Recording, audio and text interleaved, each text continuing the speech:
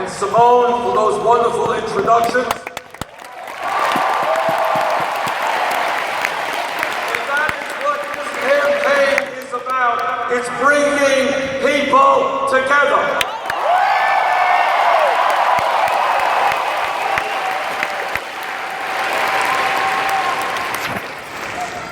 We began this campaign all of 3.5 months ago, and the momentum, as you can see tonight, has been nothing less than extraordinary.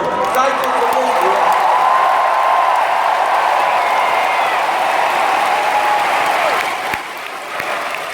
We have had great crowds in my hometown of Burlington, Vermont,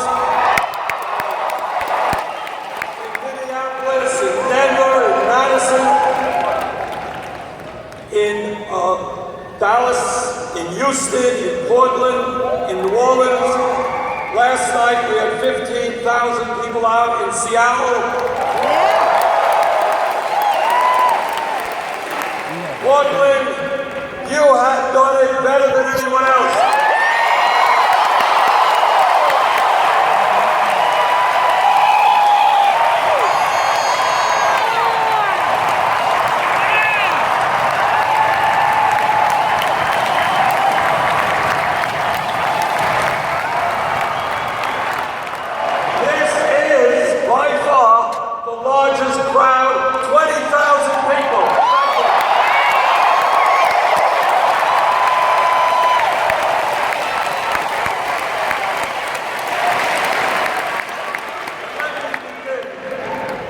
By reiterating the point that Simone and others have made. And let me make it very clear, simple, and straightforward. There is no president who will fight harder to end institutional racism in this country.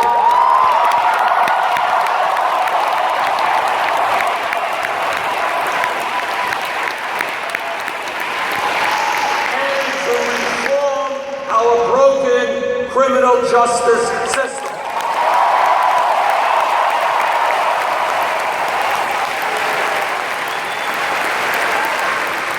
Today in America, we have the unfortunate distinction of having more people in jail than any other country on earth.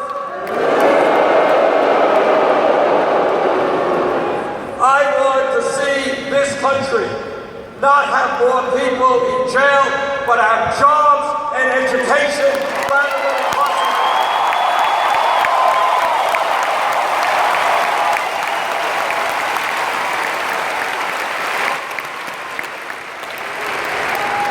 Brothers and sisters, this country today faces more crises than in any time since the Great Depression of the 1930s. And what we are going to do, and what we understand, is that when problems are caused by dumb public policy, good public policy will resolve it. And today, we're coming together to develop good public policy.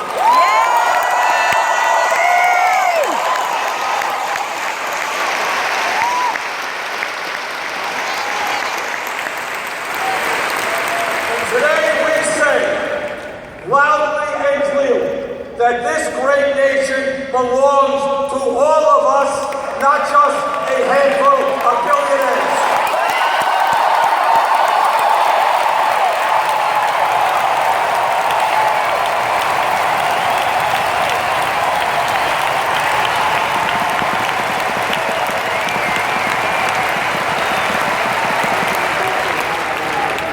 Today we live in the wealthiest nation in the history of the world, but few people understand that or feel that because almost all of the wealth is controlled by a handful of people, and together we are going to change that.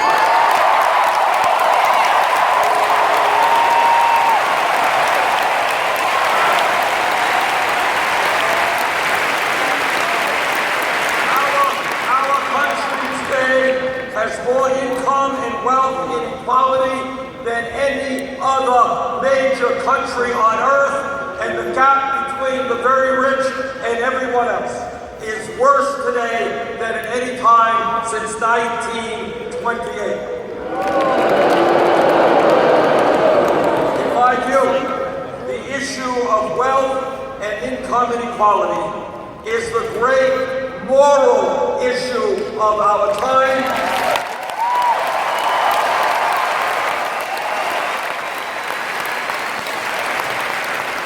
And we are going to inject the issue of morality into politics today.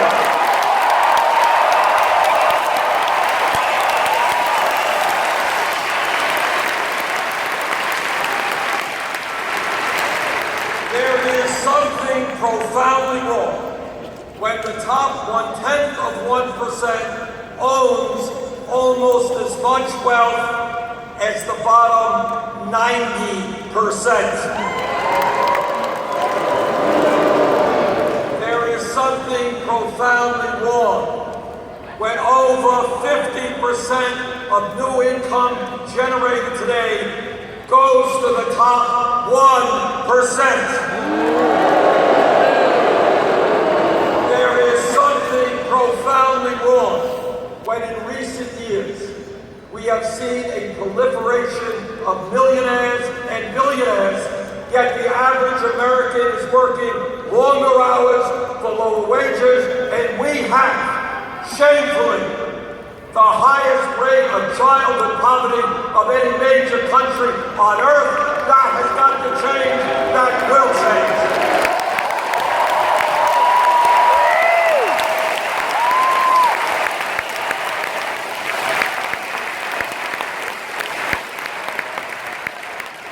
This campaign is sending a message to the billionaire class.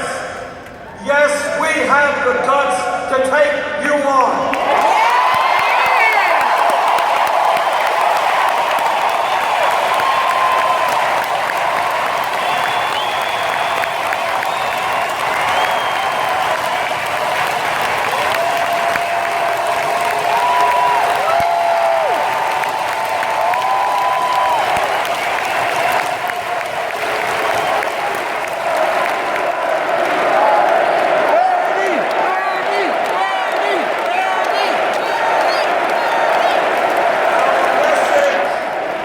Our message is to the billionaire class, you are not going to continue to get huge tax breaks when children in America go hungry. You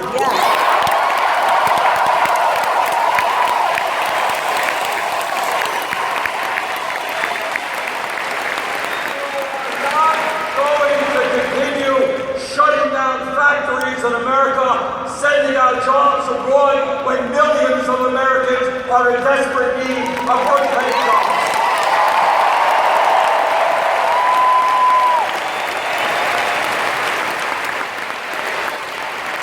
You are not going to continue to hide your billions in profit in the Cayman Islands and Bermuda.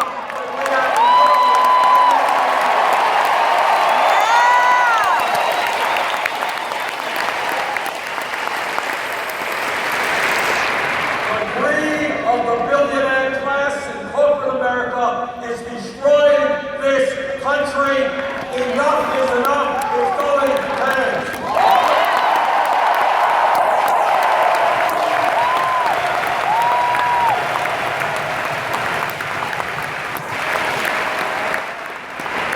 When we talk about the economy, it is not only the grotesque level of income and wealth inequality. It is the tragic reality that in this great country, the middle class, once the envy of the entire world, has been disappearing for the last 40 years.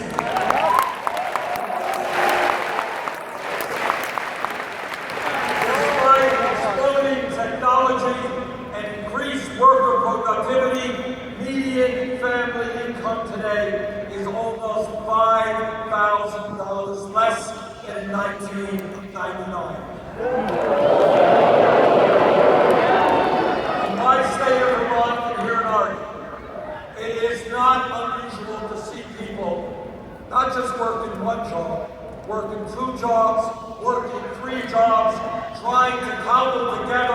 income and some health care. That is not what the American economy should be.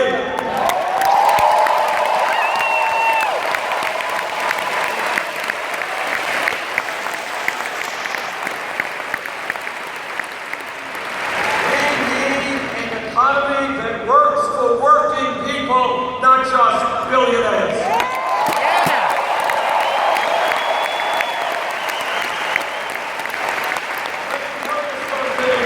That is often not discussed. Every month, government comes out with a statistic on unemployment. Last statistic said that official unemployment was 5.3%. But what they forgot to tell you is that statistic did not include those people who have given up looking for work, those people are working part-time, add it all together, real unemployment is over 10%. And let me tell you something that almost nobody talks about, and that is we have a huge and tragic situation regarding youth unemployment in America.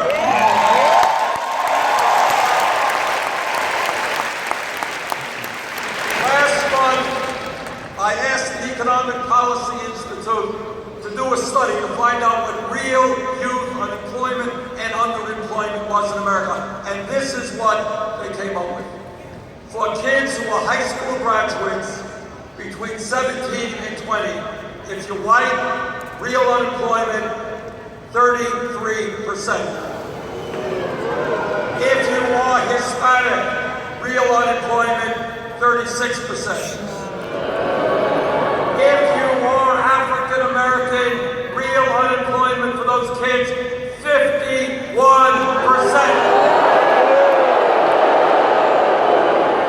We cannot turn our backs on an entire generation of young people.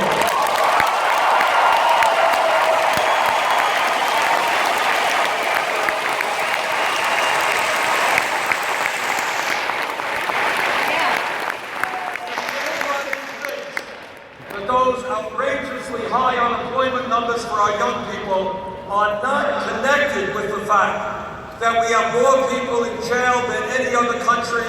You would be sorely mistaken. So my view is that instead of investing in jails and incarceration, what about jobs and education?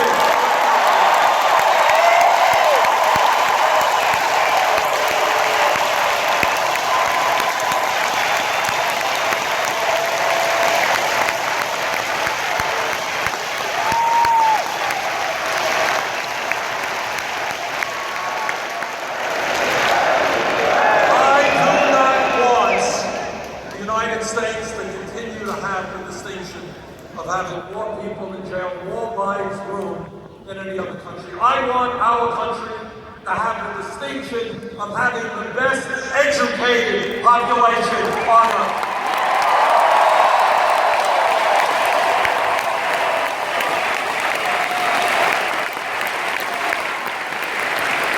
When we talk about the economy, let us be very clear.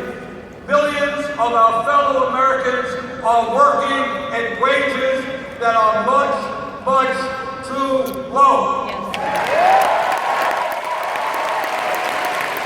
People should not, in this country, have to work 50 or 60 hours a week in order to survive.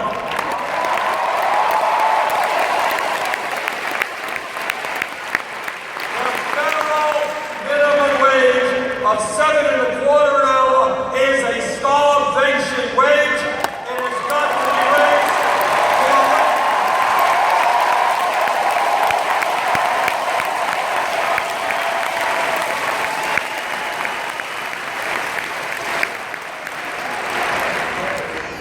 I applaud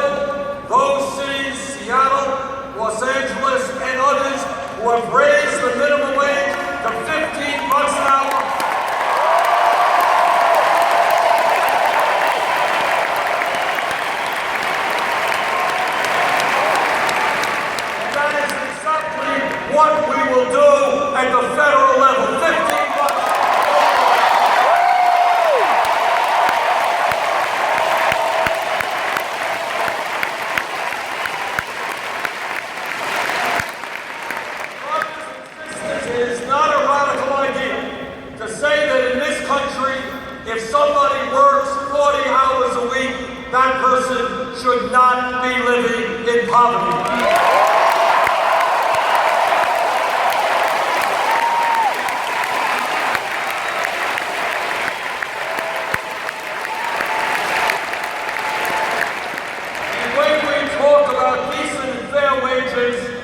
There is another injustice that we must address in men. Talking to the guys now. Stand with the women and demand pay equity for women.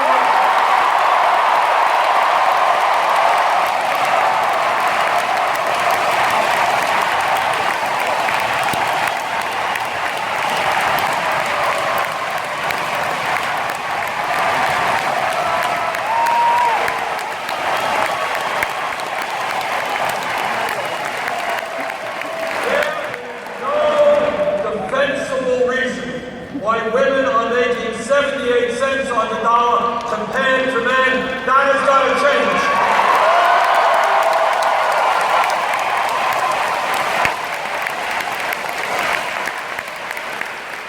Now, I know that many of you have heard my Republican colleagues talk about family values.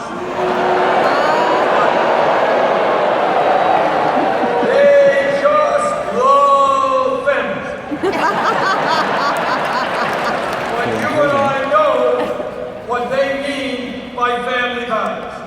What they mean is that women in this country should not be able to control their own bodies and own principles.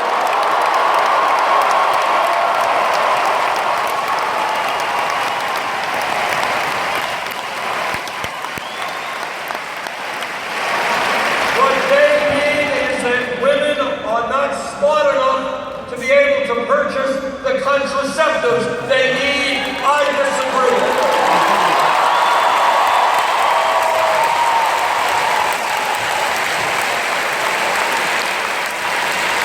What they also mean when they talk about their family values is that our gay brothers and sisters should not be able to marry or enjoy all of the benefits of citizenship. I disagree.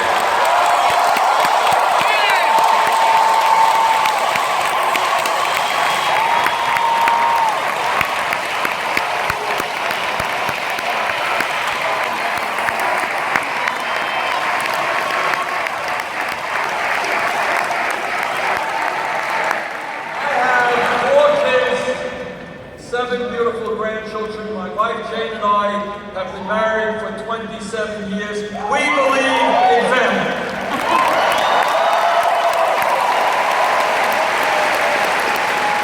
But our view of family values is just a little bit different than the Republican view.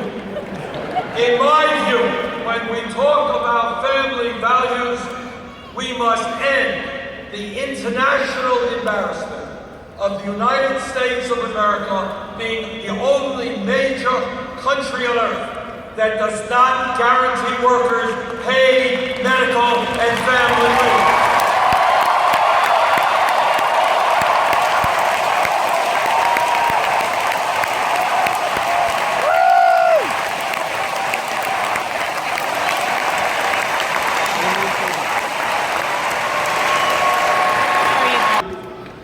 Means. Today, here in Oregon or Vermont, a woman is having a baby.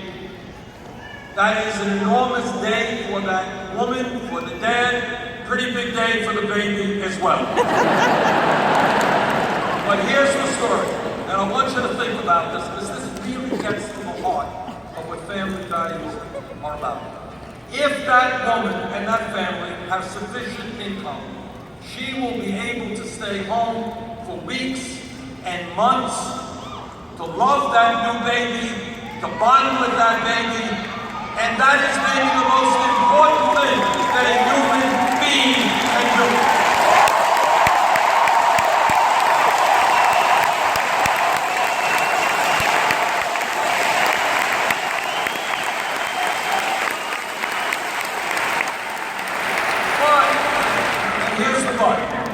If that woman in Vermont and Oregon does does not have sufficient income, that woman will be forced to separate herself from her newborn baby and go back to work in 5 days, 8 days, 2 weeks. That is not a family value. And that is why I will fight for 12 weeks of paid family and health leave.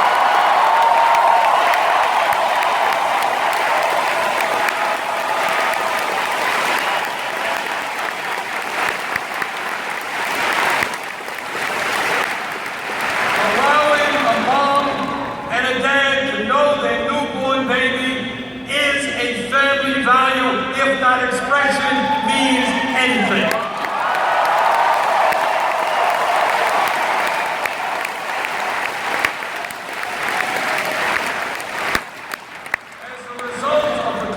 Of the American middle class. Some of you know, some of you don't. But in America today, our people work longer hours than do the people of any other major country. 85% of men working more than 40 hours, 65% of women working more than 40 hours. And yet, there are new jobs being offered every day that have zero paid vacation. We need every worker in America to have 2 weeks paid vacation.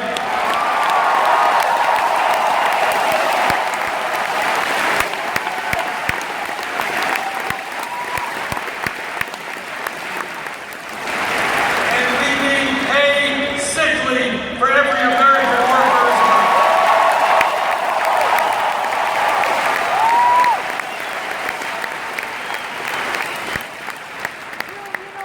When pollsters ask the American people what is on their mind, the answer always is jobs. People are worried about the fragility of the economy. If they're 55, they're worried they'll be fired tomorrow, replaced by somebody half their wage, half their age, and half their wage. If they are young, high school graduate, college graduate, very difficult to find the kinds of work that pay them the wages they need. In my view, we need a major federal jobs program.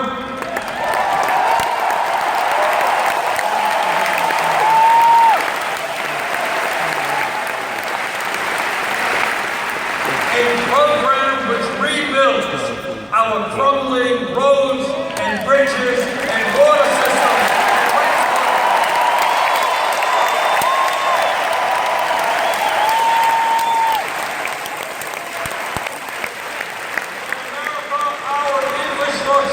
Should not be collapsing.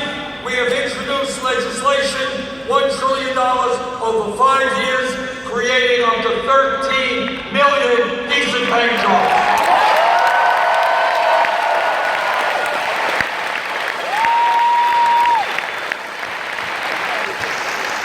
And when we talk about jobs, it's not only the need to create jobs, it's the need not to lose jobs. You are looking at a senator and a former congressman who voted against NAFTA, CAFTA, permanent global trade.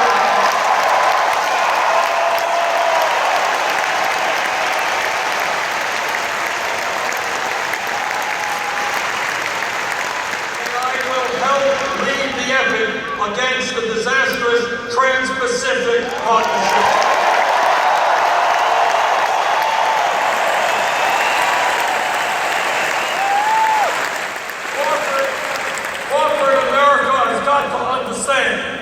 That the time is now to invest in the United States of America.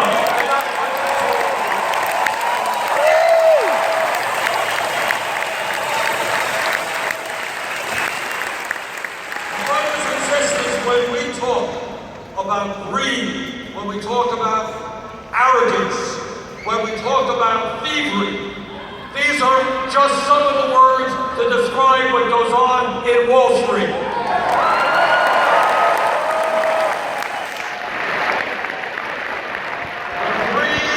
Recklessness and illegal behavior on Wall Street drove this country into the worst economic downturn since the Great Depression.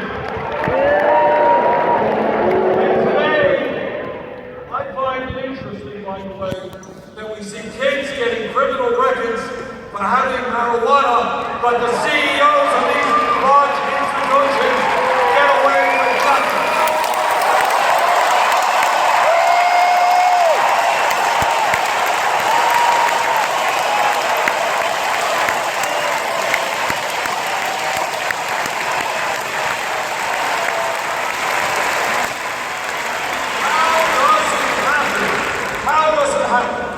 That when these CEOs and big-time executives on Wall Street destroy the economy, resulting in millions of Americans losing their jobs, their homes, their life savings, nothing happens to them except they end up making more money now than they did before. That is not change.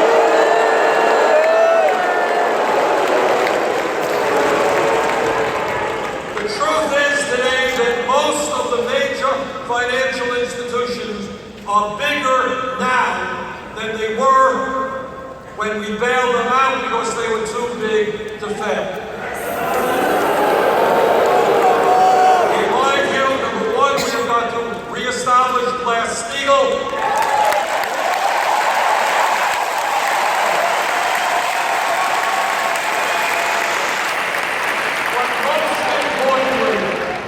We have got to break these financial institutions up.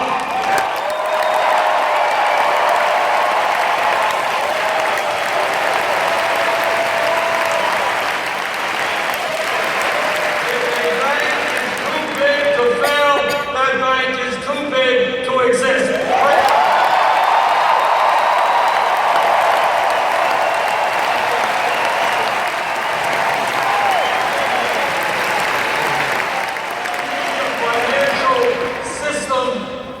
Which banks invest in small and medium-sized businesses, helping people buy their homes, not an island unto themselves.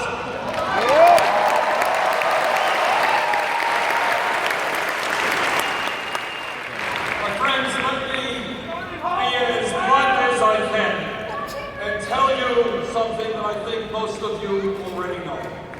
And that is, as a result of the disastrous Supreme Court decision on Citizens United.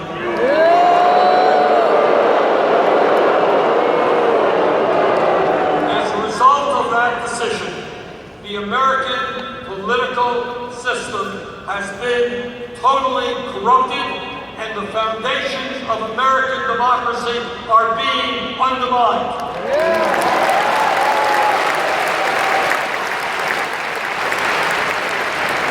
What the Supreme Court said to the wealthiest people in America, they said, guys, you already own much of the economy, you're already fantastically wealthy, but now we're going to give you the opportunity to buy the United States government.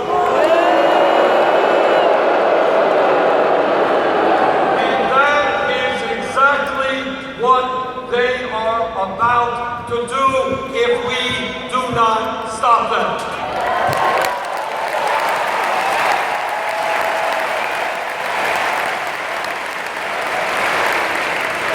If you can believe it, one family, the Koch brothers, an extreme right-wing family, this is a family, the second wealthiest in America, that wants to end, wipe out Social Security, Medicare, Medicaid, the EPA, the postal system. They think the $7.25 minimum wage is too high. They want to abolish the concept of the minimum wage.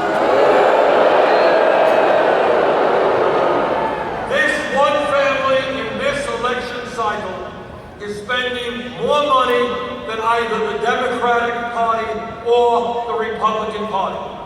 When you have a multi-billionaire family spending more money than either of the two major political parties, that is not democracy, that is oligarchy, and that is not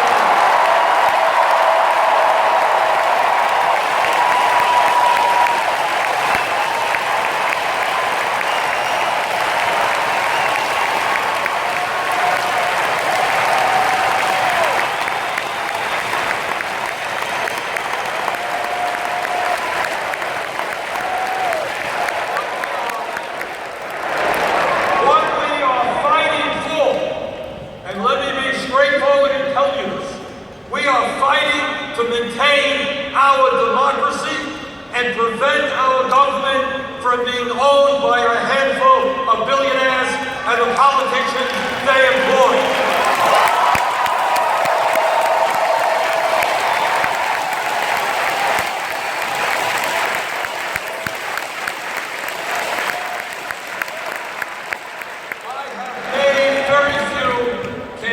Promises during this campaign, but I want to repeat one promise to you that I have made, and that is my nominees to the U.S. Supreme Court will in fact have a litmus test, and that test will be that they will have to tell the American people that their first order of business on the Supreme Court will be to overturn citizenship.